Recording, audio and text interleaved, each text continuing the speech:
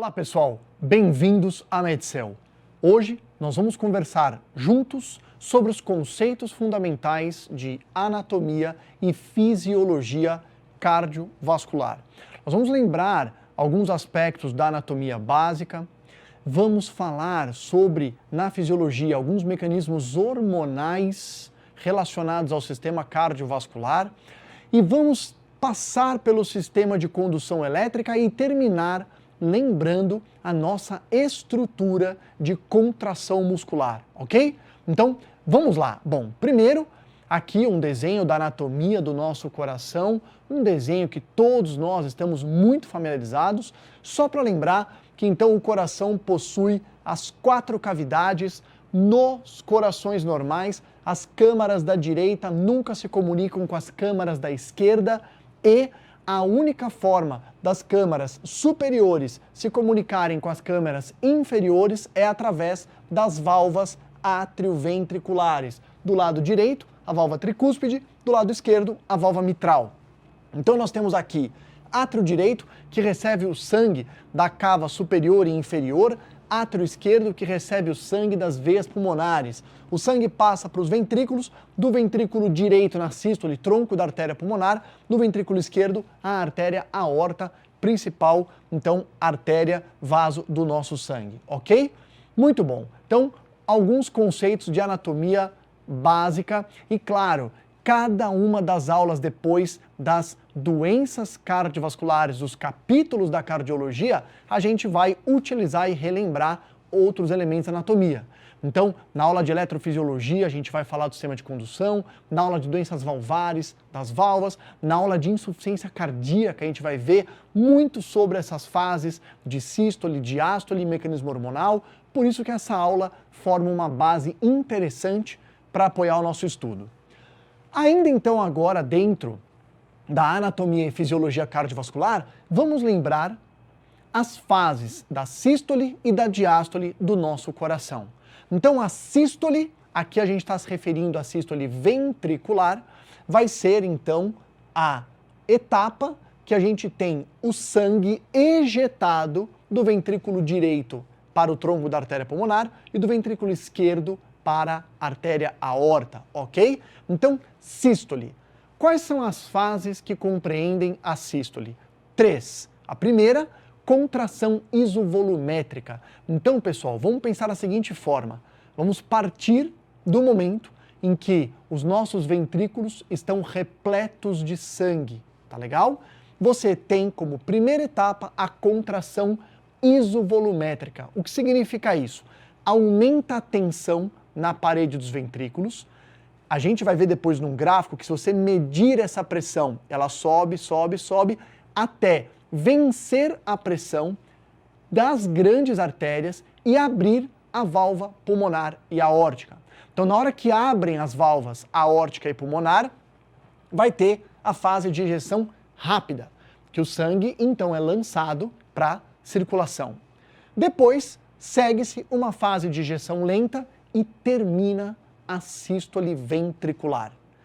Na sequência, nós vamos ter a diástole. A diástole tem 4 fases. Então vamos partir do momento em que o nosso coração contraiu. A gente sabe que ele não vai ejetar o volume total de sangue, mas ele contraiu e agora ele precisa relaxar para receber novamente o sangue vindo do lado direito do nosso corpo, do lado esquerdo da circulação pulmonar oxigenado. Bom, a primeira fase da diástole também é uma fase isovolumétrica, só que agora relaxamento.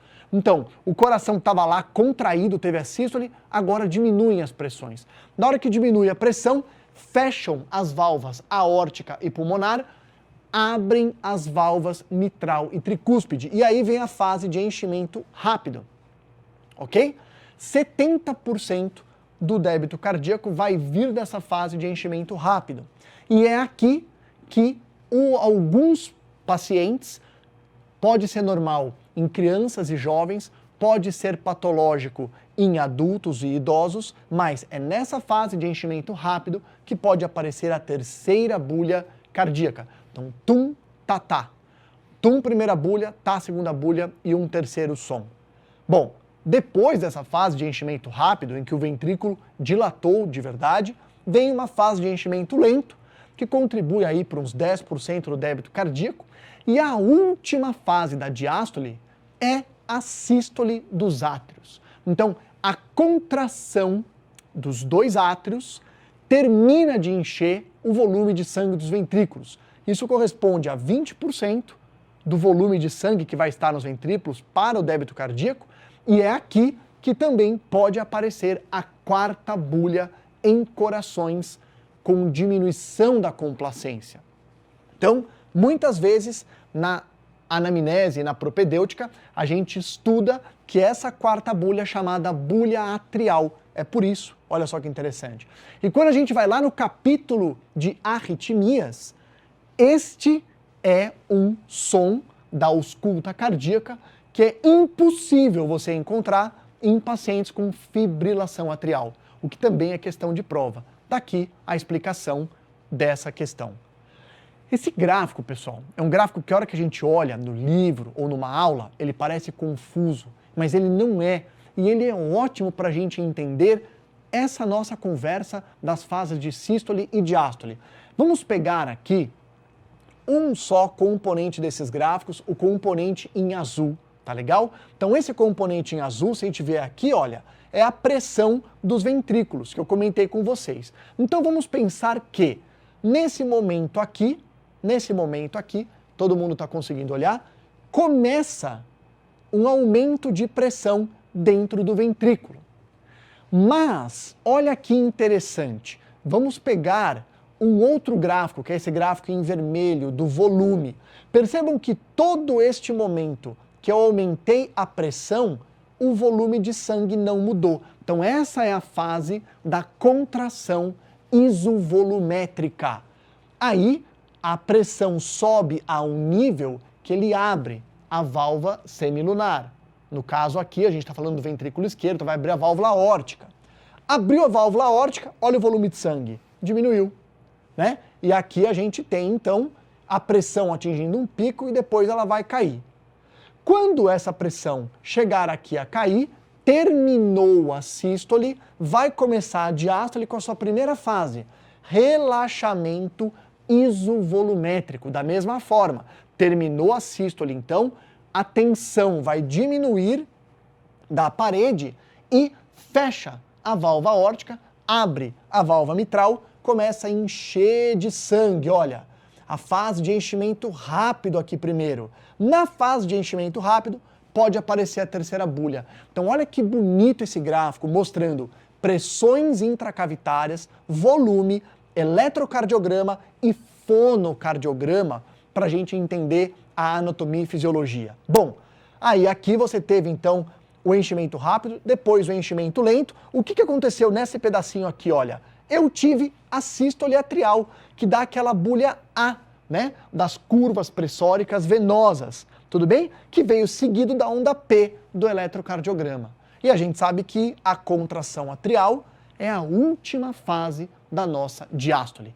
Muito legal, né? Então esse gráfico ajuda a gente tangibilizar aquilo que a gente viu nos primeiros slides. E aqui nós temos o ciclo, né? Então a gente tem sístole atrial, terminou a diástole, terminou a fase de relaxamento, né? Os ventrículos estão repletos de sangue, aí eu vou ter contração isovolumétrica, contração efetiva, saída de sangue. Depois, relaxamento isovolumétrico, relaxamento efetivo, enche o ventrículo. E assim por diante, a gente vai tendo então o nosso ciclo cardíaco. Bom, cada vez que a gente tem a sístole, é ejetado 2/3 do volume de sangue. Por isso que eu disse que não é todo o sangue que sai, fica ali 1/3. E o interessante que a gente estuda na anatomia, fisiologia, e que já dá pra gente relacionar também com algumas doenças e condições clínicas, é que esse poder do ventrículo esquerdo ejetar o sangue, portanto, sístole, portanto, débito cardíaco, depende de 3 fatores principais. Então, a sístole, a qualidade da sístole do ventrículo esquerdo, depende de 3 fatores principais. A condição da contratilidade, pré-carga, que, em outras palavras, é representada pela volemia do paciente e a pós-carga, que é representada pela resistência vascular sistêmica. Então, o débito cardíaco pode cair num paciente porque ele perdeu sangue ou ele perdeu líquido, ele está desidratado. Então, no choque hipovolêmico, por que cai o débito cardíaco? Porque eu tenho uma diminuição importante da pré-carga. Se o coração sofre algum tipo de miocardiopatia, ele pode ter perda da contratilidade. Se a pessoa está numa emergência hipertensiva, numa crise hipertensiva, ele pode ter um aumento muito grande da resistência vascular sistêmica e isso impor problemas ao esvaziamento de sangue.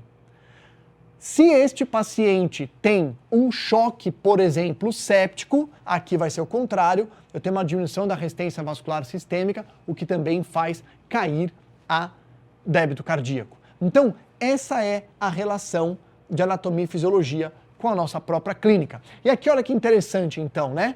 A gente tem algumas fórmulas que depois a gente usa lá no capítulo de UTI, mas olha que legal como é que elas apareceram aqui na nossa aula de anatomia e fisiologia.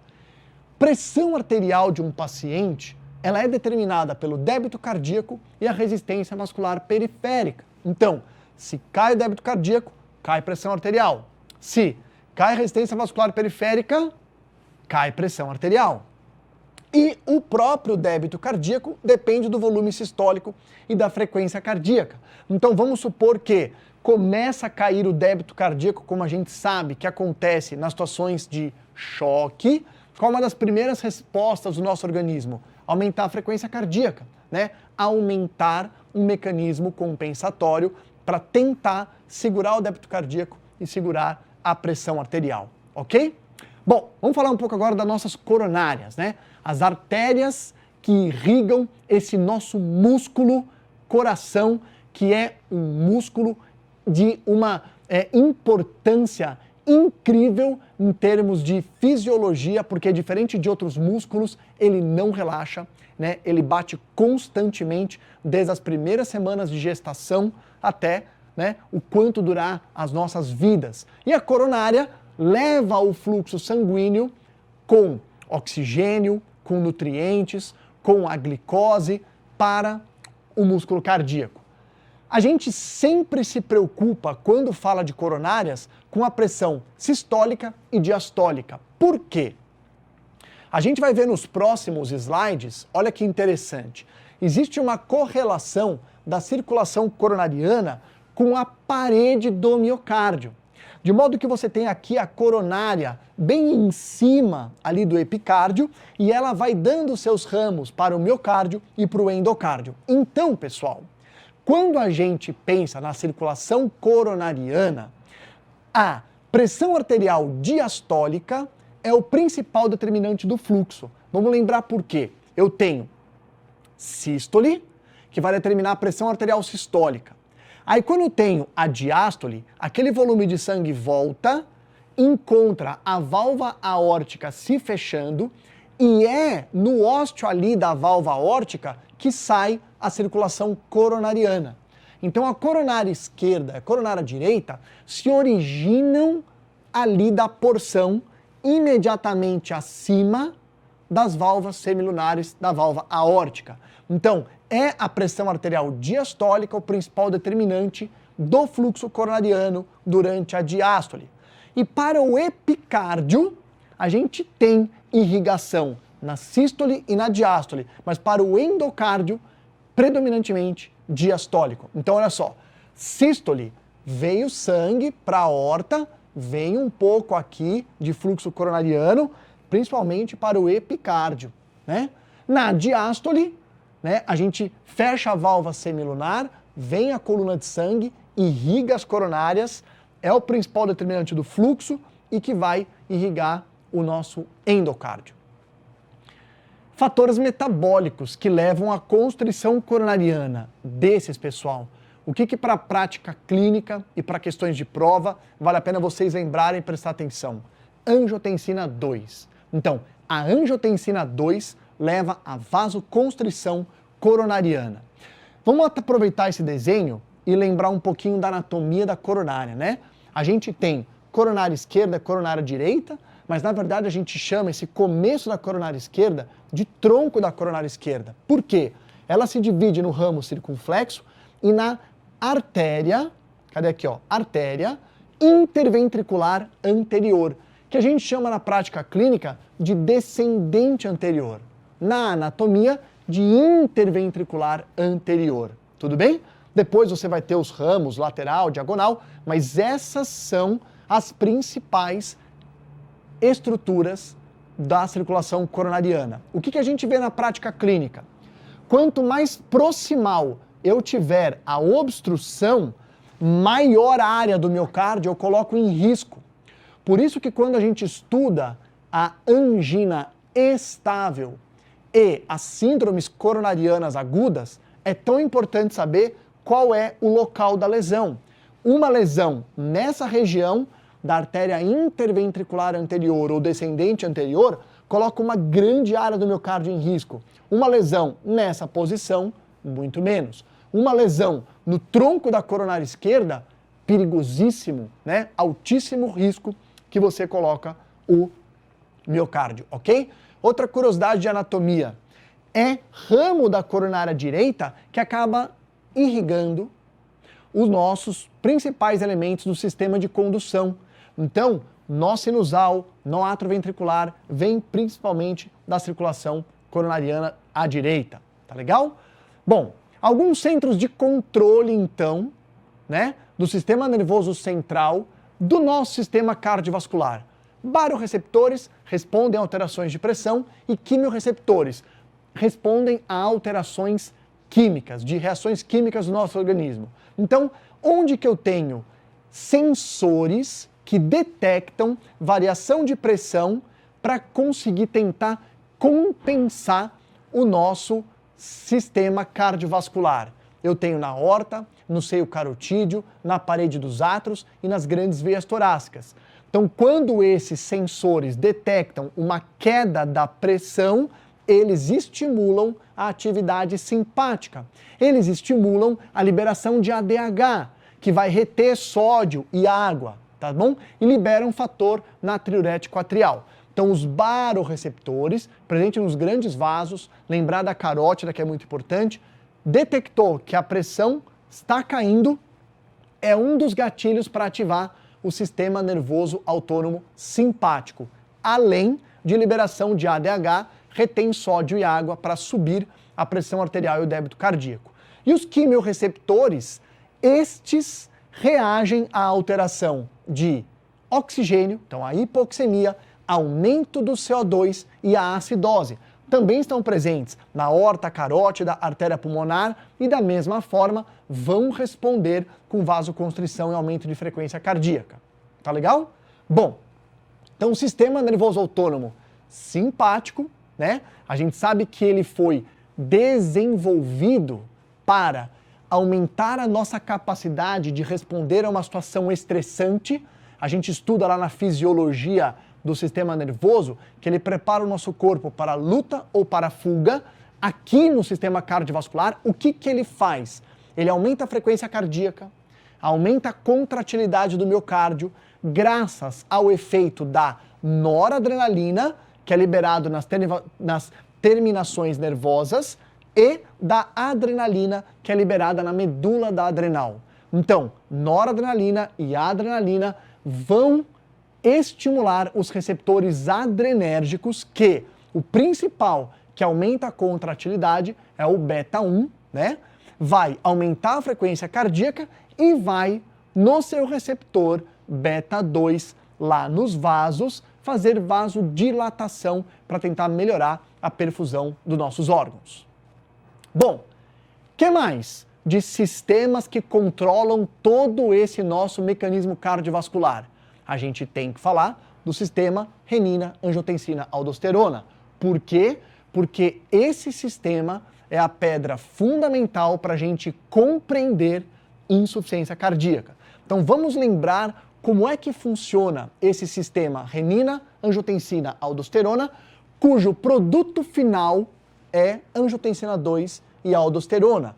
Angiotensina 2 vai promover vasoconstrição periférica, vasoconstrição coronariana, aumento de tensão miocárdica, remodelação cardíaca, e a aldosterona também, a gente sabe, acaba retendo sódio, água. Então, como é que funciona esse mecanismo? Vamos lá. Tudo começa aqui.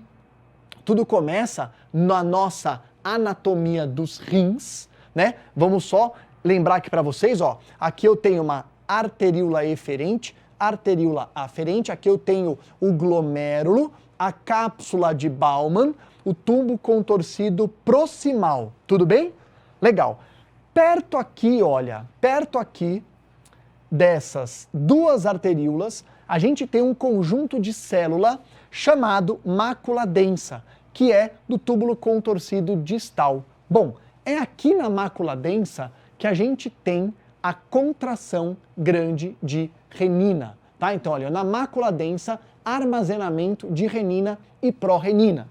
E aí o que acontece aqui, nessa anatomia dos rins, para que você tenha liberação da renina? O nosso corpo percebe a diminuição de perfusão renal, diminuição de concentração de sódio ou o aumento da atividade simpática. Então, olha que interessante, os mecanismos interagem entre si. Então, imagine que eu tive o meu barorreceptor, percebendo que a pressão da aorta caiu e da carótida caiu. Isso também é estímulo para que, aqui na mácula densa, eu tenha liberação da renina. A diminuição de perfusão renal também vai acabar acontecendo no mesmo contexto de queda de débito cardíaco, pressão arterial. O fato é que o rim nosso, né, acaba tendo esse estímulo ou pela liberação simpática ou por diminuição de perfusão e eu libero renina. O que a renina faz? A renina pega o angiotensinogênio, que é produzido pelo fígado, e ela converte em angiotensina 1. Então, o papel da renina foi esse. E a angiotensina 1 vai sofrer o efeito da ECA, enzima conversora de angiotensina 1, que vai convertê-la em angiotensina 2. Essa substância, pessoal, o ECA, ela está presente em várias partes do nosso organismo, mas com uma grande concentração no pulmão. Por isso que aquele remédio inibidor de ECA acaba dando acúmulo de bradicinina no pulmão e tem como efeito colateral a tosse. De qualquer forma, quando você então, olha só, a mácula densa liberou renina, que converteu o angiotensinogênio em angiotensina 1, que pela ação do ECA é convertido em angiotensina 2, pronto. Agora você vai ter todas as ações da angiotensina 2. Vasoconstrição periférica para subir a resistência vascular periférica e tentar recuperar pressão arterial e débito cardíaco. Só que ele acaba também sendo vasoconstritor coronariano, aumentando contratilidade do coração e o consumo de oxigênio. Então, na prática, pessoal, esse mecanismo tenta ajudar. E claro que ele ajuda em várias situações pontuais, mas se for uma situação que se perpetue, eu fico com muita angiotensina 2 liberado, ele acaba sendo deletério. E é isso que acontece na insuficiência cardíaca. E a gente viu que o corpo tentando ajudar vai dar constrição coronariana, isquemia coronariana, aumentando a contratilidade, consumo de oxigênio e remodelamento deletério. Por isso a gente tenta bloquear esse sistema com IECA ou, se o paciente tem tosse como efeito colateral, com BRA, bloqueador do receptor de angiotensina 2. E essas medicações diminuem mortalidade. Tudo bem? Vamos continuar na nossa revisão de anatomia e fisiologia, agora entrando na parte das propriedades elétricas do nosso coração. Então, pessoal, olha que interessante. A gente tem aqui, olha, no átrio direito, o nó sinusal, que tem as células chamadas células pale, né, de pálidas. Por isso que aqui a onda de despolarização dada por elas no átrio chama onda P, vem dessa terminologia. E a gente tem que, então, essas células são chamadas células marca-passo, que têm a capacidade de ter autonomia. e espontaneamente liberar uma onda de despolarização. Então, essa propriedade elétrica do nó sinusal inicia uma onda de despolarização que percorre o átrio direito por contiguidade, entra no átrio esquerdo pelo fascículo de Bachmann e chega no nó AV.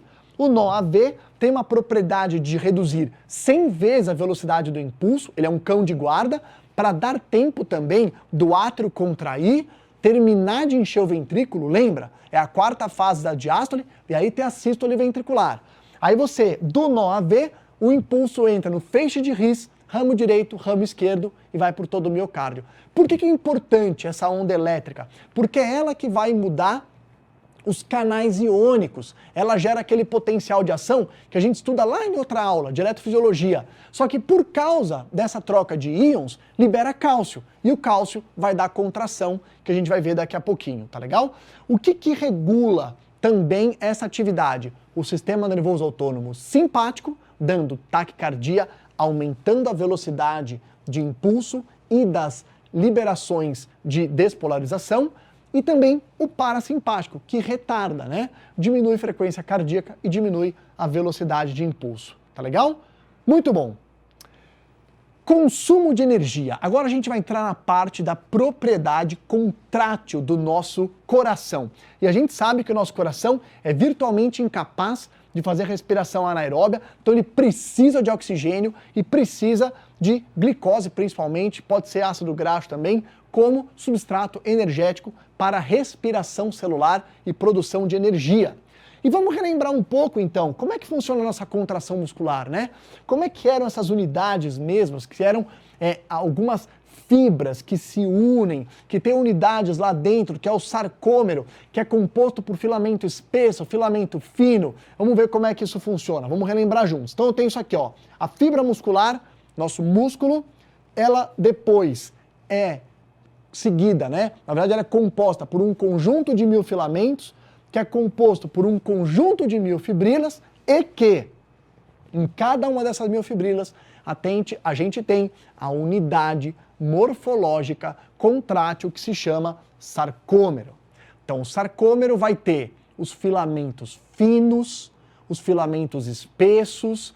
A gente no microscópio, quando olha um sarcômero, vê que ele tem bandas diferentes, tem umas linhas que separam uma unidade da outra, e vamos olhar tudo isso com calma para entender a contração. Então vamos lá.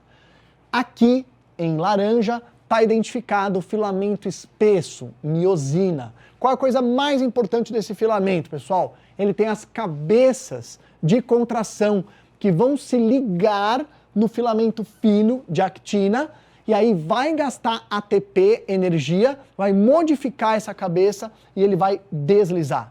Então é a teoria do deslizamento dos filamentos de actina sobre os filamentos de miosina. Quando a gente olha isso no microscópio, a gente vê que você tem umas linhas, chamadas linhas Z. Essas linhas, no músculo contraído, praticamente o filamento espesso de miosina se aproxima da linha Z, tende a encostar nessa linha Z. No músculo relaxado, ele se distancia da linha Z. Outra coisa que cai em prova, pessoal, quando você olha essa unidade no microscópio, tem uma banda, que é uma banda aqui, olha, um pouco mais escura, que a gente chama de banda H, porque ela tem basicamente os filamentos de miosina espessos, e uma banda mais clara, que é a banda I. O que vai acontecer na contração? A banda H diminui. A banda H diminui porque se aproximam os filamentos, né? Desliza o filamento de actina sobre o de miosina. Então, a gente tem isso. Vamos voltar aqui para dar uma lida. Então, olha só. Sarcômero é uma unidade de repetição com filamento fino, actina, filamento espesso, miosina. Um músculo contraído fica 1/3 do tamanho original e a redução do comprimento é resultado da redução das zonas I e H. Tá aqui, ó, as zonas I e H. Quando contraiu, ficou tudo mais próximo, tudo mais juntinho. Tudo bem? Vamos continuar. Mesma coisa, ó. Então eu tenho aqui, ó, a fibra muscular, a miofibrila, né? E aqui as unidades que são os sarcômeros, com os filamentos espessos, miosina e finos, actina. Tá legal? Mais adiante. Linha Z. Então, se cair na prova, linha Z. A gente já relembrou. São essas linhas aonde se originam os filamentos finos de actina e, na contração, os filamentos grossos tendem a encostar na linha Z. Bom, a gente vai ter que agora ir um pouco mais fundo e estudar os dois filamentos, o fino e o espesso. Vamos começar pelo fino. Quando a gente fala filamento fino, na verdade a gente está falando de 3 substâncias. Tá? Quando a gente fala de filamento fino, a maior parte das vezes a gente fala até como sinônimo, né? Actina. Mas não é só actina. Um filamento fino, ele possui actina, possui tropomiosina e possui troponina. O que é actina? A gente vai ver no próximo desenho. São proteínas globulares que formam a base desse filamento que vai deslizar sobre o filamento espesso. Tá legal? Mas nessas proteínas globulares que formam a actina, eu tenho um outro tipo de proteína em forma de hélice, que é a tropomiosina.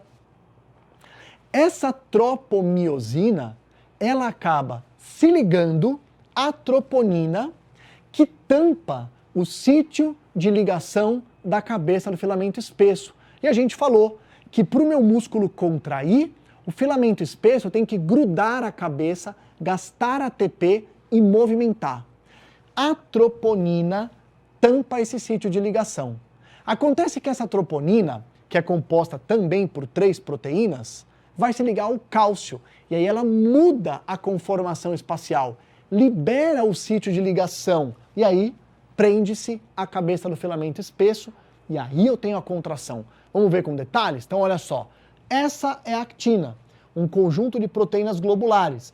Essa é a tropomiosina, que está aqui, ó, que é uma hélice, que está ligada ao complexo de troponina. Troponina T, troponina C, troponina I. O que vai acontecer para ter a nossa contração? A actina é a grande rede de proteínas globulares, é ela que vai deslizar, tá legal? Mas a tropomiosina tem essas duplas hélices em 2 cadeias espiral enroladas que se liga ao complexo de troponina que está lá, que vai se ligar ao cálcio. Então, lembra que a gente falou que o sistema de condução libera uma onda de despolarização que causa aquela variação do potencial intracelular, que é o potencial de ação. Com isso libera cálcio. Esse cálcio liberado vai grudar aqui, ó, no complexo de troponina. Aí, ligando o cálcio ali, a troponina muda de conformação, muda de estrutura espacial e libera o sítio de ligação da cabeça da miosina. Aí a miosina vai vir, ó, vamos ver juntos, ó. A miosina que tem a sua cabeça vai encontrar esse sítio liberado, gruda e aí gasta energia, movimenta e eu tenho a contração muscular. Então olha de novo, ó, filamento fino, a proteína globular, actina, a camada de dupla hélice aqui, ó, que é a tropomiosina e os complexos de troponina. Aí vem o cálcio muda essas moléculas, né? Muda a estrutura espacial delas, libera o sítio de ligação. O filamento espesso que está aqui tem a sua cabeça, gruda nesse sítio de ligação, gasta energia e contrai o nosso músculo. É assim que acontece a contração do nosso coração, né? E de outros músculos, mas a gente está falando especificamente do nosso coração. Ah, Rafael, só para tentar correlacionar, essa é a troponina que a gente dosa quando a gente está tendo lá a aula de síndromes coronarianas agudas? Sim. E olha que interessante, pessoal. Troponina tem em qualquer célula muscular, mas a troponina que você dosa na suspeita de um infarto, ela é um kit específico para troponina cardíaca. Então, por isso que a gente valoriza e acredita esse exame. Ele está detectando a troponina da célula do coração. Porque o que vai acontecer na síndrome coronariana, em casos de infarto, a célula muscular morre, porque ela não está recebendo oxigênio, nutriente, por obstrução do fluxo sanguíneo. Quando ela morre, ela estoura, e aí libera no sangue algumas proteínas. a medicina laboratorial, análises clínicas, desenvolveu uma técnica para detectar no nosso sangue exatamente a troponina cardíaca. E aí o que vai acontecer? Quando ela eleva, significa que alguma célula se rompeu. Por isso também que você precisa de um tempo hábil, né? Você não consegue detectar isso lá nas primeiras horas do infarto. Então a gente tem o tempo hábil para essa troponina estar disponível e a gente sabe que ela fica também durante um período, né? Que no caso aqui da troponina, ele até é bastante prolongado, chega a ser 7 dias que a gente consegue detectar essa proteína no sangue. Tudo bem? Bom, e tudo isso que a gente falou, pessoal, se repete nos discos intercalados. Por que a gente mostra essa figura e fala para vocês os discos intercalados? Porque tudo isso que a gente comentou vem da onda de despolarização, que graças ao disco intercalado, ele passa rapidamente de uma estrutura muscular para outra, de um sarcômero para outro, de uma miofibrila para outra. Então é graças à existência dos discos intercalados. Ok? Muito bom, pessoal. Era isso que eu tinha para comentar com vocês sobre esse tema que a gente às vezes estuda lá no comecinho da nossa formação e que cai nas provas. Então, quando a gente lembra esses conceitos fundamentais, a gente acerta essas questões e com isso se coloca lá na frente, aproveitando nossos estudos. E além disso, além da nossa preocupação com a prova, né? Esse conceito fundamental vai ajudar a vocês compreenderem os outros capítulos da cardiologia e a prática clínica. Um grande abraço e até a próxima.